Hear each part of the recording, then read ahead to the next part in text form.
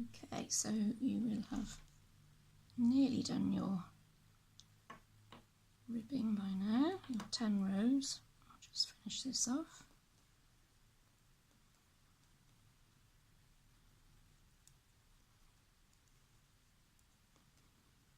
A good idea when you're doing multiple rows that are the same, excuse me, is to have a notebook where you can write down, as I've done on here. I know I've got to do 10 rows of ribbing, so I've been marking down every time I finish a row, tick it off. You can also just write all the pattern out, the pattern rows, and as you finish them, mark them off. It helps you to remember where you are in the pattern. If you have to put it down, answer the phone or whatever, you know where you are. Okay, so that's my ribbing finished for the one sock. Put that one needle away. So as you can see, we've got a nice effect there with the double rib, nice and stretchy to go around your leg. Now change over to the one, just mark off my rib, there we go. So now we're going to change onto 4mm needles, which are size 6 American. Nothing magical about this. I'm going to go on to the circular needle now because these are a little bit long. So all you do, you've got your smaller size needle with your work on it, and you just start knitting with the bigger needle, or smaller if you're going that way. So we're going to do stocking stitch, which is you knit, if you're making something flat as we are on 2 needles, and you're going to be turning your work after each row, it is knit one side and then purl the other, then knit, purl, you carry on for the required number of rows like that. So just knit all the way across on your larger size needle. Excuse the rattling again. Pick that one up in a moment.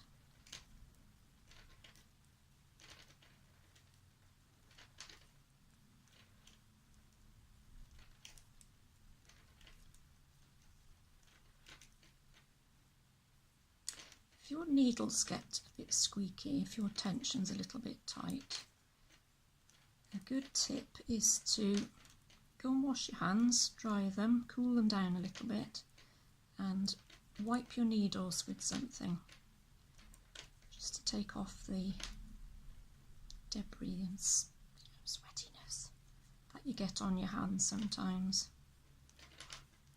It does help. Nobody likes squeaky needles. So there we go. Let's put that one down. So we now have all our start of our stocking stitch section. Let's write this down. So stocking stitch. So I've done one row, which is the knit. So you turn your work around the other way and purl all the way across. And you carry on like this.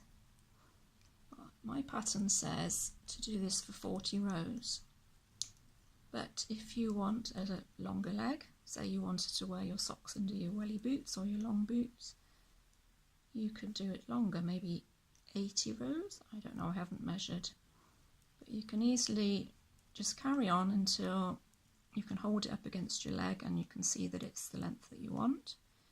Obviously then you'll use quite a bit more yarn, so you wouldn't get a pair out of a 100-gram ball. Also, you can do it a little bit shorter if you want. One of the testers, Michelle, she doesn't like to have too much leg, as it were, on her socks, so she did it a bit shorter. less rows, maybe 20 rows, but it's up to you. I've done 40 because that's a good in-between length, in my opinion. So there we go, I've done a purl row now. Turn and mark it in your book if that's what you're doing.